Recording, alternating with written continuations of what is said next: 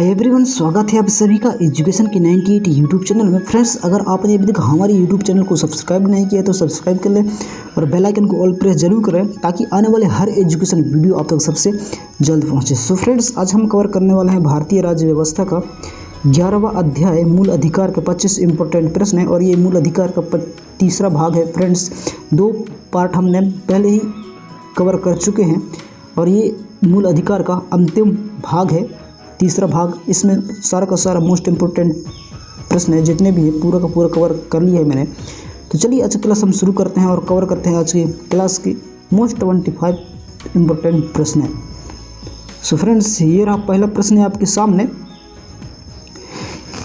भारतीय संविधान के किस अनुच्छेद में संवैधानिक उपचारों का अधिकार दिया गया है? भारतीय संविधान के किस अनुच्छेद में संवैधानिक उपचारों का अधिकार दिया गया है? तो किस अनुच्छेद में दिया गया है संवैधानिक उपचारों का अधिकार? तो ये दिया गया है अनुच्छेद 32 में। किसमें? अनुच्छेद 32 में। ऑप्शन नंबर सी इसका सही जवाब हो जाएगा। ऑप्शन नंबर सी इसका सही जवाब हो जाएगा। अगला प्रश्न है, निम्नलिखित मौलिक अधिकारों में से किसे डॉक्टर भीमराव अंबेडकर ने संविधान का हृदय एवं आत्मा की संज्ञा दी? तो किसको दी है? निम्नलिखित मौलिक अधिकारों में से किसे डॉक्टर भीमराव अंबेडकर ने संविधान का हृदय एवं आत्मा की संज्ञा दी है? तो किसे दी है? तो ये दिया है संवैधानिक उपचारों का अधिकार को। किसको? संवैधानिक उपचारों का अधिकार को। ऑप्शन नंबर बी इसका सही जवाब हो जाएगा। ऑप्शन नंबर बी इसका सही जवाब हो जाएगा। अगला प्रश्न है, संवैधानिक उपचारों का अधिकार किन परिस्थितियों में निलंबित हो जाता है? संवैधानिक उपचारों का अधिकार किन परिस्थितियों में निलंबित हो जाता है? तो किन परिस्थितियों में निलंबित हो जाता है? तो ये हो जाता है उपरोक्त सभी परिस्थितियों में। उपरोक्त सभी परिस्थितियों में। तो चलिए सभी परिस्थितियों को देख लेते हैं। आपात स्थिति की घोषणा के दौरान, सैन्य सदस्य के संबंध में, जब सैनिक विधि लागू हो, तो इन सभी परिस्थितियों में जो है ये संवैधानिक उपचारों का अधिकार ये निलंबित हो जाता है। तो इसका सही जवाब ऑप्शन नंबर डी हो जाएगा। ऑप्शन नंबर डी इसका सही जवाब हो जाएगा। अगला प्रश्न है, निम्नलिखित में से कौन सा अधिकार भारतीय संविधान के अनुच्छेद 32 के अंतर्गत प्रवर्तित किए जा सकते हैं? निम्नलिखित में से कौन सा अधिकार भारतीय संविधान के अनुच्छेद 32 के अंतर्गत प्रवर्तित किए जा सकते हैं? तो कौन सा अधिकार प्रवर्तित किए जा सकते हैं? तो ये किया जा सकता है मौलिक अधिकार। ऑप्शन नंबर बी इसका सही जवाब हो जाएगा। ऑप्शन नंबर बी इसका सही जवाब हो जाएगा। अगला प्रश्न है, व्यक्तिगत स्वतंत्रता के लिए निम्नलिखित में से कौन से रिट याचिका दायर की जा सकती है? व्यक्तिगत स्वतंत्रता के लिए निम्नलिखित में से कौन सी रिट याचिका दायर की जा सकती है? तो कौन सी रिट याचिका दायर की जा सकती है? तो ये की जा सकती है बंदी प्रत्याशीकरण। ऑप्शन नंबर सी इसका सही जवाब हो जाएगा। ऑप्शन नंबर सी इसका सही जवाब हो जाएगा। अगला प्रश्न है, कौन व्यक्तिगत स्वतंत्रता से संबंधित है? कौन व्यक्तिगत स्वतंत्रता से संबंधित है? तो कौन संबंधित है व्यक्तिगत स्वतंत्रता से? तो ये है बंदी प्रत्याशीकरण। ऑप्शन नंबर ए इसका सही जवाब हो जाएगा। ऑप्शन नंबर ए इसका सही जवाब हो जाएगा। अगला प्रश्न है, विभिन्न प्रकार के समादेश जारी करने का अधिकार सर्वोच्च न्यायालय के अतिरिक्त निम्नलिखित में से किन न्यायालयों को प्राप्त है? तो किन न्यायालयों को प्राप्त है? तो ये है राज्य के उच्च न्यायालयों को। ऑप्शन नंबर ए इसका सही जवाब हो जाएगा। ऑप्शन नंबर ए इसका सही जवाब हो जाएगा। अगला प्रश्न है, बंदी प्रत्याशीकरण के अतिरिक्त निम्नलिखित में से किस याचिका को उच्च न्यायालय जारी कर सकता है? तो किसको जारी कर सकता है? तो ये कर सकता है उपरोक्त सभी को। देखते हैं किन किन को। उत्प्रेषण को, परमादेश को, अधिकार पक्ष एवं प्रतिषेध को, इन सभी को जो है ये लागू कर सकता है। ऑप्शन नंबर डी इसका सही जवाब हो जाएगा। अगला प्रश्न है, निम्नलिखित में से किन परिस्थितियों में बंदी प्रत्याशीकरण याचिका जारी किया जाता है?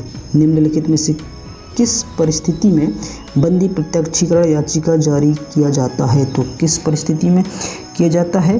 किस स्थिति में? तो ये किया जाता है देशपूर्ण पुलिस नज़रबंदी में। ऑप्शन नंबर सी इसका सही जवाब हो जाएगा। ऑप्शन नंबर सी इसका सही जवाब हो जाएगा। अगला प्रश्न है,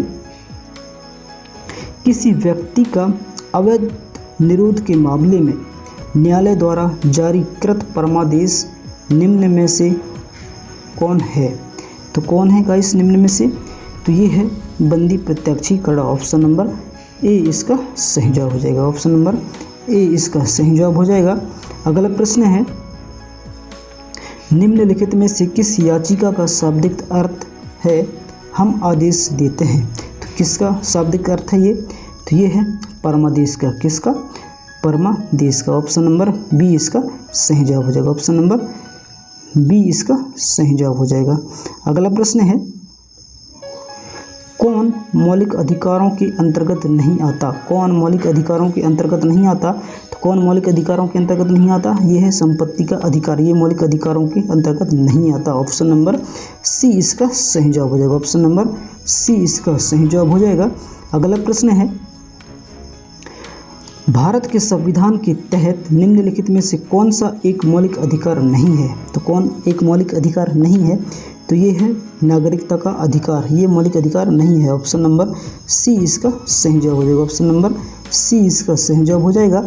अगला प्रश्न है, संपत्ति के मौलिक अधिकार को कब समाप्त किया गया? संपत्ति के मौलिक अधिकार को कब समाप्त किया गया? तो कब समाप्त किया गया? तो ये किया गया था 1978 में संविधान के 44वां संशोधन द्वारा। ऑप्शन नंबर ए इसका सही जवाब हो जाएगा। ऑप्शन नंबर ए इसका सही जवाब हो जाएगा। अगला प्रश्न है, संपत्ति का अधिकार एक है। तो क्या है संपत्ति का अधिकार? तो यह एक कानूनी अधिकार है। क्या है? एक कानूनी अधिकार है। ऑप्शन नंबर डी इसका सही जवाब हो जाएगा। ऑप्शन नंबर डी इसका सही जवाब हो जाएगा।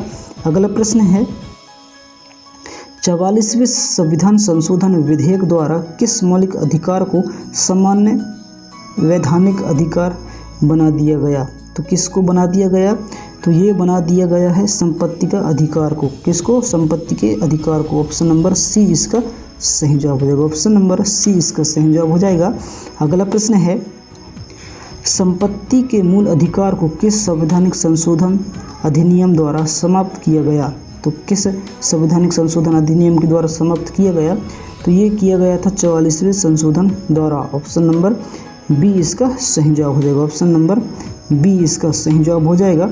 अगला प्रश्न है, निम्नलिखित में से कौन सा मौलिक अधिकार नहीं है? निम्नलिखित में से कौन सा मौलिक अधिकार नहीं है? तो कौन सा मौलिक अधिकार नहीं है? ये संपत्ति का अधिकार मौलिक अधिकार नहीं है। ऑप्शन नंबर बी इसका सही जवाब हो जाएगा। ऑप्शन नंबर बी इसका सही जवाब हो जाएगा। अगला प्रश्न है, भारतीय संविधान के अनुसार संपत्ति का अधिकार क्या है? भारतीय संविधान के अनुसार संपत्ति का अधिकार क्या है? तो ये क्या है? एक विधिक अधिकार है। क्या है? विधिक अधिकार है। ऑप्शन नंबर बी इसका सही जवाब हो जाएगा। ऑप्शन नंबर बी इसका सही जवाब हो जाएगा। अगला प्रश्न है, संपत्ति के अधिकार को मूल अधिकार की श्रेणी से हटाकर किस अनुच्छेद के अंतर्गत रखा गया है? तो किस अनुच्छेद के अंतर्गत रखा गया है? तो इसको रखा गया है अनुच्छेद 300 का के अंतर्गत रखा गया है। ऑप्शन नंबर सी इसका सही जवाब हो जाएगा। ऑप्शन नंबर सी इसका सही जवाब हो जाएगा। अगला प्रश्न है, भारत के संविधान के अनुसार जो संवैधानिक अधिकार है किंतु मूलभूत अधिकार नहीं है, तो क्या मूलभूत अधिकार नहीं है? तो ये है संपत्ति का अधिकार। कौन सा? संपत्ति का अधिकार। ऑप्शन नंबर डी इसका सही जवाब हो जाएगा। ऑप्शन नंबर डी इसका सही जवाब हो जाएगा। अगला प्रश्न है, मौलिक अधिकार में कौन सी बात की स्वतंत्रता नहीं है? मौलिक अधिकार में कौन सी बात की स्वतंत्रता नहीं है? तो कौन सी बात की स्वतंत्रता नहीं है? तो यहाँ हड़ताल करने की आज़ादी नहीं है। ऑप्शन नंबर ए इसका सही जवाब हो जाएगा। ऑप्शन नंबर ए इसका सही जवाब हो जाएगा। अगला प्रश्न है, किस वाद ने संसद को मौलिक अधिकारों में संशोधन का अधिकार दिया? किस वाद ने संविधान को मौलिक अधिकारों में संशोधन का अधिकार दिया? तो कौन सा वाद है? तो ये है केशवानंद भारती वाद। ऑप्शन नंबर ए इसका सही जवाब हो जाएगा। ऑप्शन नंबर ए इसका सही जवाब हो जाएगा। अगला प्रश्न है, किसी न्यायालय अथवा न्यायाधिकरण के आदेश को रद्द करने के लिए निम्नलिखित में से कौन सी रिट जारी की जाती है? तो कौन सी रिट जारी की जाती है? तो ये की जाती है उत्प्रेषण। ऑप्शन नंबर डी इसका सही जवाब हो जाएगा। ऑप्शन नंबर डी इसका सही जवाब हो जाएगा। अगला प्रश्न है, आज की क्लास का अंतिम प्रश्न है कि निम्नलिखित में से कौन सा मूल अधिकार विदेशी नागरिकों को प्राप्त नहीं है। निम्नलिखित में से कौन सा मूल अधिकार विदेशी नागरिकों को प्राप्त नहीं है।